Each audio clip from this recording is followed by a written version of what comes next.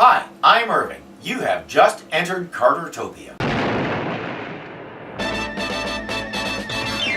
We're at a security checkpoint for Fort Russell, Maryland. Vehicles and people come and go, but they always have to prove they're authorized to be there before they can get in. But what's this? A saboteur. And he's hiding behind the sign that identifies the security checkpoint. Somebody may want to double check their definition of security. The bomb blows up just inside the entrance that leads to the underground complex. That's a little odd because there was nothing there that could be considered a target. The Americans are speculating that it went off too early. We were lucky this time. No one was killed. Just some damage to this tunnel here. But whoever it was still knew just when we'd be transporting those radar scanner components. Q Security is the tightest we have, yet they still seem to know just where to hit us. The new radar scanner is being assembled at Fort Russell, so that's most likely what the Nazis are after. They hit 2 other bases while the components were passing through, so this was their 3rd try. Clearly, they're not very good at this. The general sends Steve to troubleshoot security at the base, at least until the radar scanner can be assembled the next night. While the base security officer is going on and on about how tight his security is, we get a glimpse of just how tight it is.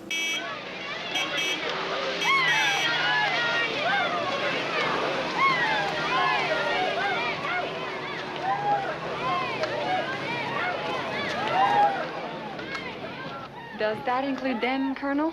They don't look very military to me. They're finalists in the Miss GI Dream Girl pageant, and the finals will be held tomorrow night in the Officers Club. So right about the time the radar scanner is being assembled, he's got a bunch of civilians running around distracting the soldiers with attractive women. Every base needs security like that, right? The guy running the pageant is Jack Wood, played by Dick Van Patten. He's one of America's most beloved comedians, an institution as the Colonel calls him. Besides, his itinerary's been cleared by Washington. Last week, he ran a preliminary contest at Fort Hughes. 4 days after that, he did the same at Camp McKenzie, and now he's here for the finals. And believe me, we're glad to have him. Those are the exact 3 places where General Blankenship said the sabotage acts happened. But when Diana tries to bring that up, Steve gives her a warning look. I don't think he trusts this guy. Perhaps if we could get one of our own agents into that beauty contest. Might flush him out. Take a really beautiful girl, though. Someone with all the right qualifications. Well, I'd be willing to try. Thanks, Diana. I know you do a wonderful job. But I'm afraid this calls for a really gorgeous girl. Someone who looks great in a bathing suit. He just told her to her face that she's not particularly attractive. There's a nice morale booster. Steve can be really thick sometimes, but I think Diana considers it part of his charm.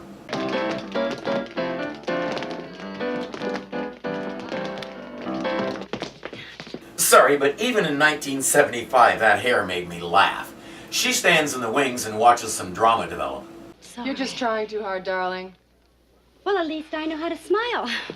Is that what that is? I thought it was something you ate. Rita! Rita is the nasty one of the group. Diana finagles her way into the contest. She's to come back later that afternoon for rehearsals. As she heads for the barracks, she sees Major Trevor get in the car and take off by himself.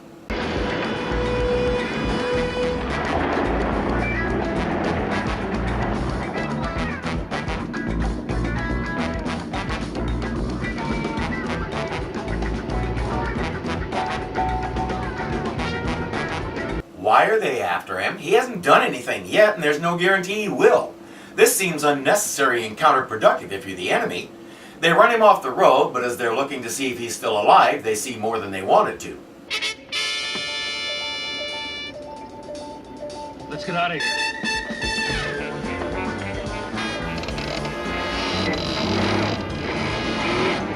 Trevor's fine. He comes over to interrogate him. What do you know about this scanner project? Wait, they won't go far.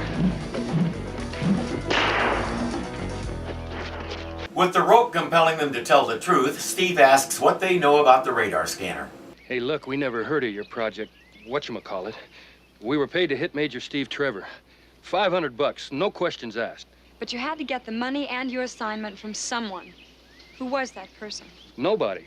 A phone call gave us a job. The money and the instructions were in a locker at the railroad station. We don't know anything else. Hired goons. Smart. That way, if it goes awry, like it did, they can't give anything away. Diana? Is that really you? Yeah, isn't it amazing? If I thought a wig would do that for me, I'd shave my head. I don't think it was the wig that gave her that cleavage, but now she has a problem. Remember how at the end of the pilot, Steve said this? At least I've learned one good thing. From now on, I'm going to have an ordinary-looking secretary. Now that he knows she's gorgeous, he'll have to get rid of her. She'll have to find some other hunk to moon over. He says, okay, go back in, keep your eyes open, I'll call you later and say I'm your Uncle George. It's funny, but seeing you in that dress makes me realize you look like somebody. Who? Joan Crawford. Well, I'm very flattered, sir. Around the ankles. Thanks. Ouch! Back with the other girls, they're having the usual clashes with Rita when Jack comes in. He chats with Diana and decides to use her as his assistant in his magic act the next night. The only problem is that was supposed to be Rita's gig and she's not taking it well. The magic bit was supposed to be mine. I told you to stay out of my way, and the first chance you get, you cozy up to the star. Oh, that never entered my mind, Rita. No? No. Well, let's see how you feel about this entering your no. Lucky for Diana, boxing isn't Rita's talent. Uncle George calls. As Lola hands Diana the phone, she says, no more personal calls. Period. Just listen, Diana. I've been doing some checking, and the blast at the tunnel wasn't the first attempt on the scanner project. The other attempt missed too. Damaged a base access road. But it looked like an accident, so nobody reported it. So I'll make it fast.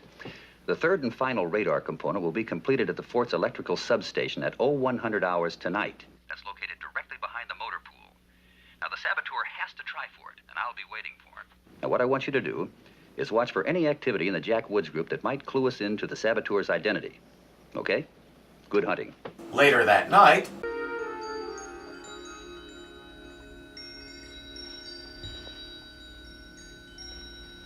thank you. That hair was making it difficult to concentrate on the story.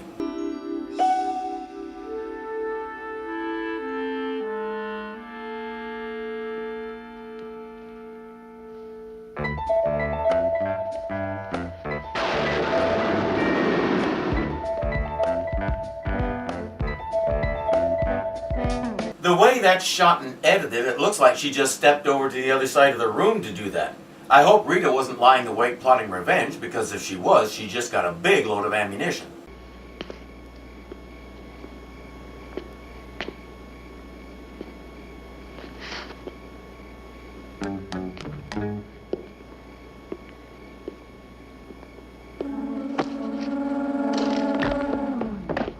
Our top man in the field, folks. The saboteur sets to work.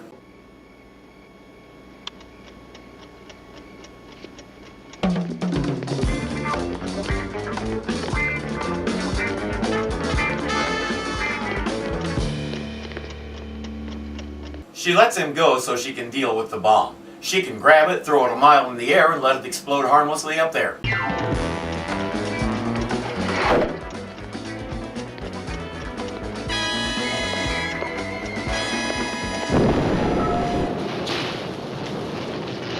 Or she can do that and let the bomb do all the damage it was intended to. Which isn't much, it was more like a Roman candle than a bomb. Back at Beauty Queen Central, the girls are in an uproar over the explosion noise. Diana's missing. Well, Diana knows the rules. I'm sure she's not gone. Then a search will turn her up, right? They get ready to search the place because Rita is convinced there's something not right about Diana's presence. What's going on out here? Diana, I knew you were someplace. I just never thought of the shower. It was hot and I couldn't sleep. What about this? I found it on your pillow. That's the only thing false about her, Rita. Can you say the same? Does Rita shower with a wig on? Lola puts everyone to bed and heads to her own room. Don't turn the light on.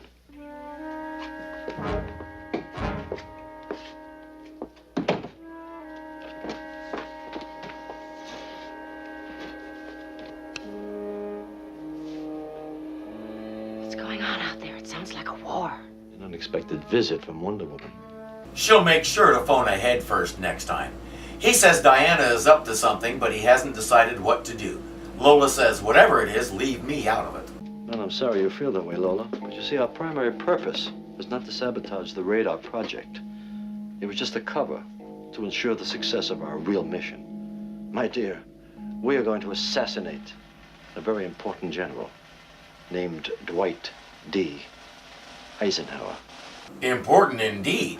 The next year, he'd be made Supreme Commander of Allied Forces in Europe, and a year after that, he would mastermind D-Day, the Allies' successful invasion of Europe and the beginning of the end for the Nazis. Back at the War Department, Major Trevor is putting 2 and 2 together. Sabotage try 1, close an access road. 2, shut down the tunnel. And 3, last night, blew up part of the electrical system that services the fort's auxiliary airfield. At least they didn't wreck the radar scanner, sir. That's the important thing. Is it? How can an enemy agent clever enough to penetrate our defenses miss his target 3 times out of 3? Come on, you can do it. Good news, Steve. We've won. The radar scanner's completed. The components are being assembled right now, so the device will be operational in time for his personal inspection. Whose inspection, sir? General officer the War Department's very high on. Name of Eisenhower. I'm sorry to keep you in the dark about that, Steve, but he's involved in some very top-level stuff. We considered his travel plans so important, no one was supposed to know.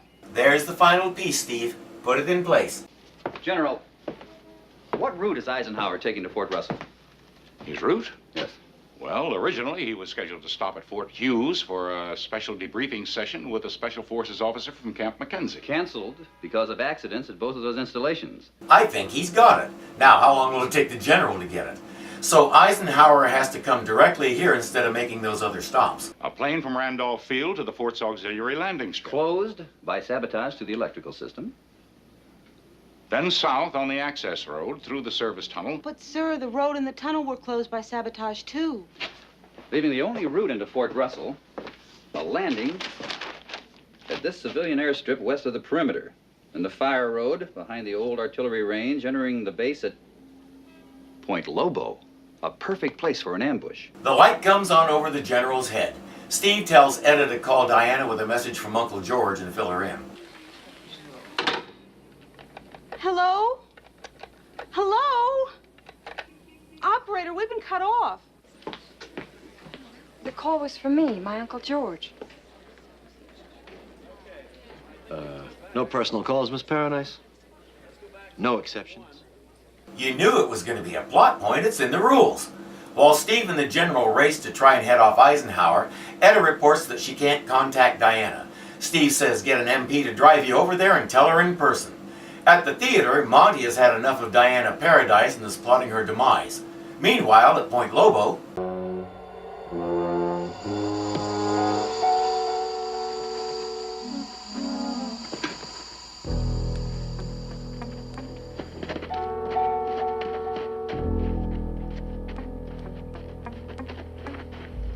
the pageant is underway, with the girls doing their routines and showing their talents. Diana's talent is supposed to be standing there while Jack does magic tricks, but there's a problem. Here I am, Mr. Wood.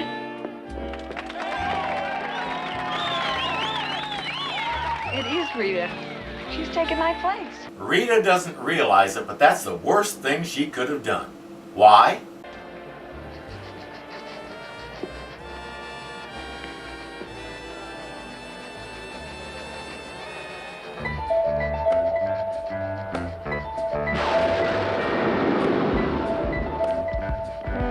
That's why. He wanted to bring it down on Diana because he thinks she's up to something. But that's not Diana. He has no reason to drop it on Rita. She hasn't done anything except be the requisite mean chick.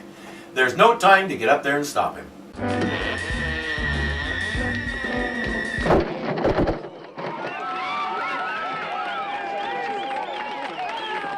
can talk about your big finish, but this is ridiculous. Monty makes a run for it. Wonder Woman lets him go because Etta fills her in on the real plot. Eisenhower has already landed and left the airport, so Steve and the general have to catch up with him.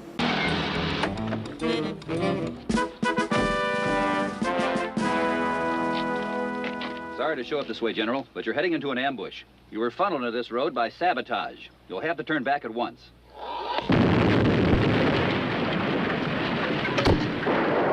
Or not. They're pinned down, but help is on the way. Look, it's Wonder Woman. There's our luck, General, and it never came in a more beautiful package.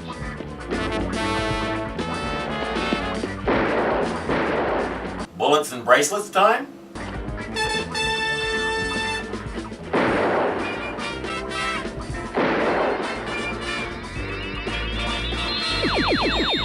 No, it's caber tossing time. Let me guess. They'll stand there until it hits them and knocks them out. Thank you for that. I think Monty Burns is behind this, and he's escaped. Well, not far from here is an MP phone box. As soon as we get them to mop up here, we'll take care of your Mr. Burns. Just as soon as we change our underwear.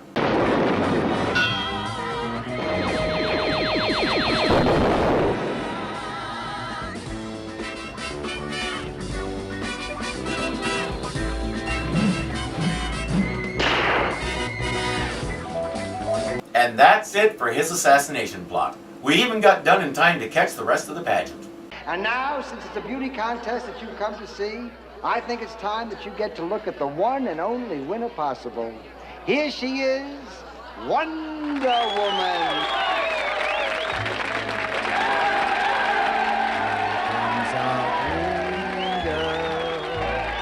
I wonder what Rita thinks of that. She can't gripe too much since Wonder Woman did save her life and all, but if I'm Rita and next pageant I enter, I'm reading all the fine print about late entries.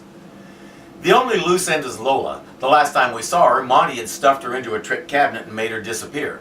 But when the dust settles, Jack Wood is trying to get leniency for her, so Diana is satisfied. We're already encountering one of the hazards of writing a superhero series. When your hero is too powerful, how do you keep finding ways to put her in peril? But we all know that's what Steve Trevor is for. He's our version of Lois Lane, or Olive Oil.